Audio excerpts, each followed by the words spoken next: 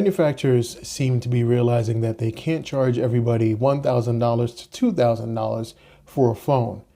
As much as they'd love it if everybody purchased a device within that price range, it just isn't realistic. Because of this fact, devices like the Galaxy A series were created, and Samsung's latest Galaxy A54 has a lot to live up to. Let's take a look at whether this device is going to be worth looking into, or if you should look at another mid-range offering from another manufacturer overall. Depending on who you are, the first thing you might notice about this device is its build quality. More specifically, this plastic frame around the device. It doesn't necessarily feel completely cheap, but you'll definitely be able to tell the difference between it and an aluminum frame. If you saw my 2 weeks and 2 days later video on the A54, you'll know that this frame was a personal concern of mine, and at the time, I couldn't really decide whether I was nitpicking or not, but it turns out my concerns about the plastic were actually warranted. I had a tiny accident where this device dropped out of my hoodie and fell onto some concrete, and when I picked up the device, I didn't notice it at the time, but you can see here on the back that there are 3 chips that happened as a result of that drop. Now, I'm about 5'11", but at the time I was actually hunched over since I was vacuuming my car, which means that this didn't drop as far as it would have if I was standing up straight. So again, I really just think that it was a bad choice to go with plastic instead of aluminum. And honestly, I can't really give Samsung a pass for this because there are other manufacturers out there that have phones cheaper than the A54 that do have premium bills. Now, you're probably thinking to yourself that you're just going to put a case on this phone anyway, but there are people out there who legitimately like to use their phones without cases, and this is why build quality is something that should never be skipped out on, in my opinion. The one thing that did hold up with no damage is the Gorilla Glass 5 backing here. Luckily, Samsung did go ahead and use this version of Gorilla Glass for both the front, back, and camera coverings. So if you happen to drop it from about the same height I dropped it on the same surface, then you'll be happy to know that your A54 is most likely going to be okay. Of course, Corning has released tougher versions of Gorilla Glass over the years, but I'm surprised that this actually didn't break for a version of this glass that came out in 2016. Another thing I really do like about the design of this device is this violet color choice here. It's not too in your face, not too dull, and is really a nice choice for a phone that comes in 4 colors, which 2 of those colors are the only colors available in the US. In order to get a display with a high refresh rate, you usually have to dish out flagship device money, but that isn't the case here. The A54 comes with a full-on 120 Hz display, and I am all for it. I personally felt that this was a pretty great offering, given that there still are devices out there with 60 Hz displays or even 90 Hz. Unfortunately though, those looking for variable refresh rate capability will be disappointed. However, since the only options you have are between 60 Hz and 120 Hz. Aside from this perk though, this display is okay for an AMOLED panel. I'm not necessarily saying this is the most horrible display I've ever used, but it definitely leaves something to be desired. What I mean is that the vibrancy of the colors shown can be a little dull when compared to Samsung's higher end models and even some of Samsung's older models for that fact. Of course, the keywords here is when compared, which means if you've never laid eyes on a device like the Galaxy S22 or even the Galaxy S23 and above, then this is something you might not even take notice of. Essentially, it's like the saying goes, ignorance is bliss. Luckily, Samsung does use the same exact resolution as its S and S Plus devices, so if you aren't putting the A54 ridiculously close to your eyeball or using a magnifying glass, then things will be as clear as on a device like the Galaxy S22 or the Galaxy S23. The performance of the A54 is something I've seen people have mixed feelings for, with most opinions stating that it's horrible. I don't necessarily agree with this opinion, since this is a mid-range device after all, and I think that the performance of this device is pretty okay overall. at least for everyday tasks, which accounts for about 95% of what we do on a smartphone anyway.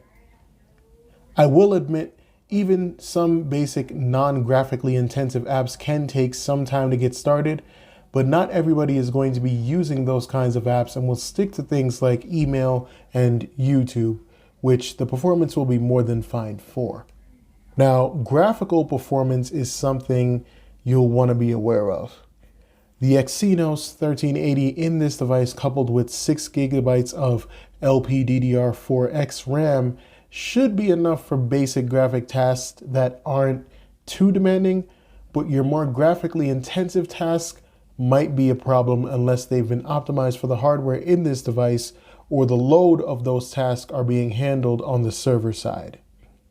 If intensive graphical performance is something you're interested in with the A54, I would definitely recommend looking up videos that go more in depth, since this is not necessarily my area of expertise. Another aspect that Samsung cut corners on is with 5G. From what I've read, apparently the US Unlocked, T-Mobile, and AT&T variant of the A54 only come with sub-6 5G antennas. The Verizon model is the only one out of these that supposedly comes with the mmWave tech. However, the unlocked model I'm using here still does get some pretty good speeds on my carrier T-Mobile, as you can see here. I thought that at this point, Samsung's newer devices all included the ability to use HDMI or DisplayPort over USB-C. Now, if you are the type of person that does connect your phone to a display of some sort using a wire, then you'll want to know that you cannot do so with the A54. You can, however, wirelessly stream to a display using Miracast functionality, if that's still what it's called anyway. And you do also have OTG functionality, so if you need to connect a flash drive or something like that, then you're definitely okay. They say that the best camera is the one you have with you, and in the case of the A54, obviously you're not getting the best cameras Samsung has to offer, but I feel like they do fall somewhere between better and best. The A54 comes with a 32 megapixel front-facing camera, while on the back side you have a 3-camera setup. These consist of a 12 megapixel ultra-wide, a 50 megapixel wide angle, and a 5 megapixel macro camera. The interesting part of this whole camera setup is that you're getting that option to do 50 megapixel photos here, and although you most likely won't be using the camera in this mode all the time, it is good to see that you do have the option. My biggest gripe with this whole camera setup is the lack of a telephoto lens though, the likes of which we've seen on some of Samsung's other devices. You do get up to 2 times zoom capability, which might be enough for most, but I really just feel like a telephoto lens would have made more sense to have on this device. Now, I do want to spend some time talking about the macro camera and my experience with it. I usually don't talk about the photo quality of any of the phones I review because good photo quality is something that's going to be subjective to the person taking the picture and what they're trying to accomplish. In my experience using this macro lens, I gotta say it's pretty inconvenient since you really have to get up on your subject, and even then you run the risk of casting a shadow over that subject with this 5 megapixel camera. If you're lucky enough, you get some okay results, but really the key to doing this is that you have to stay pretty still, have decent lighting, and again, make sure you're really close to the subject you're taking a picture of. I said it before, and I'll say it again. It still just doesn't make any sense to me why Samsung chose to go with this barely usable macro lens when older technology gets cheaper to manufacture every year. I feel like they could have taken the telephoto lens from the S22 or S22 Plus even and included it on the A54, but then again, I could be wrong about how much it would actually cost to do this. Either way, I can't see too many people using this macro camera, and I almost wish it wasn't there. Typically, when you do get a mid-range device of some sort, the speakers are another part that manufacturers will skip out on, but it seems like Samsung did put a little bit of effort into the A54 speaker set. It's not the best I've heard, but it's also not the worst, and it does kick out some pretty good frequencies. Just take a listen here.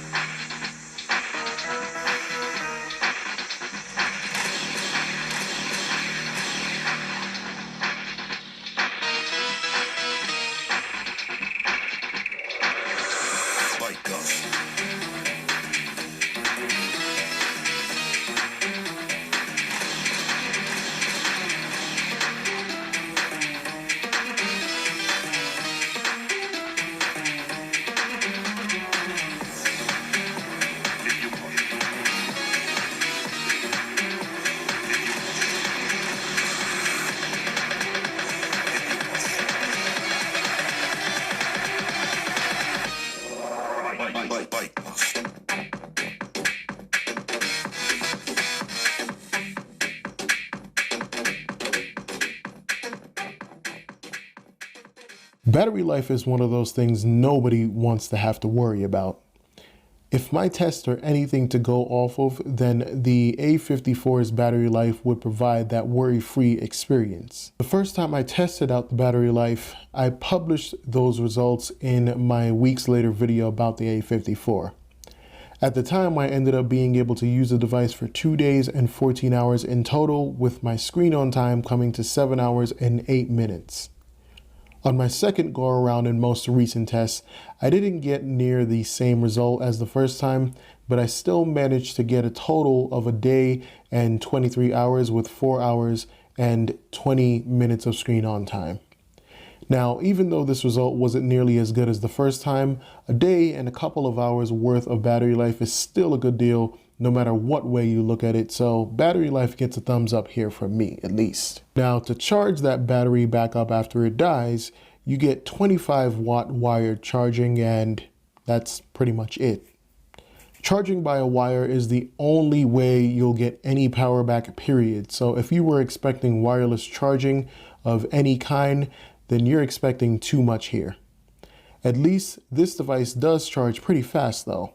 On average, when charging for about 30 minutes, of course with that 25-watt charger, you can expect to get about 35% back. Now, not adding wireless charging is another thing that kind of had me scratching my head, since wireless charging is one of the most convenient and ubiquitous technologies out there.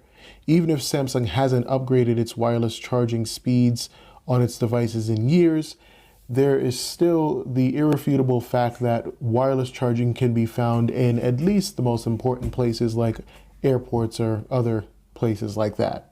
To summarize all of this up, the design of the A54 is something that Samsung could have definitely made better by omitting the plastic frame and using an aluminum one like it has done on the majority of its devices it's produced.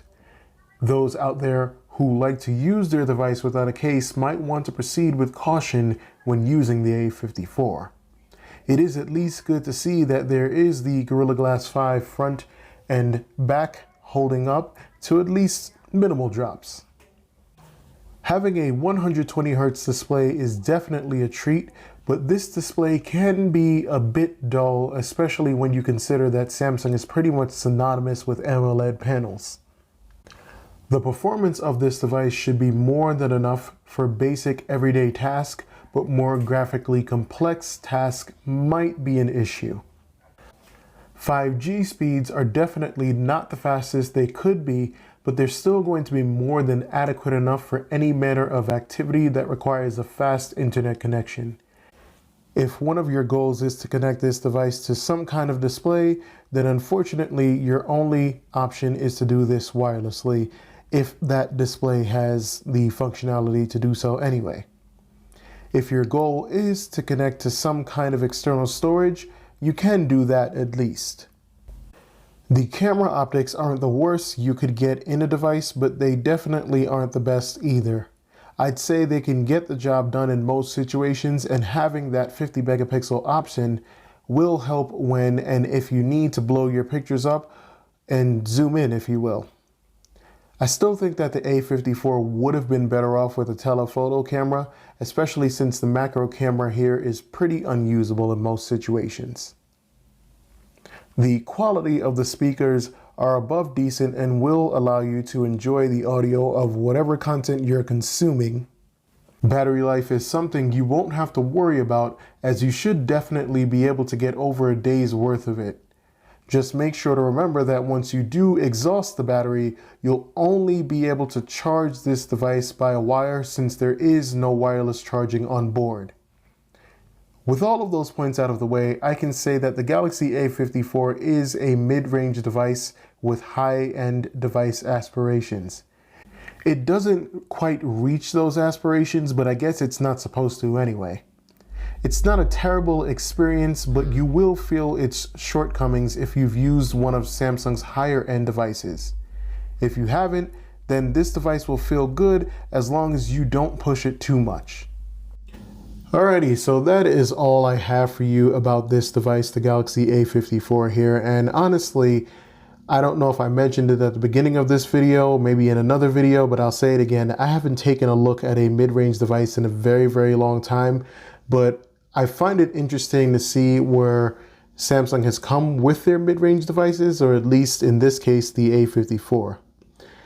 Now, as always, if you did find this video helpful in any way, I would definitely appreciate a thumbs up. You know, if you could share it with someone, share it with your cat, your bird, your dog, your grandma, anybody who you think would find it interesting. But as always, wherever you are in the world, have a great day, a great afternoon, a great evening, or a great night. And I will see you in the next video. Thank you for watching.